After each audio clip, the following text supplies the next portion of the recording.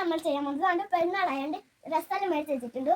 ഇന്നലെ ഞാൻ ഡ്രസ്സ് മേടിച്ചത് ഇന്നലെ രാത്രിക്ക് ഡ്രസ്സ് ഇതെല്ലാം ഇതും പിന്നെ ഇതും പിന്നെ ഇതും ഇതും പിന്നെ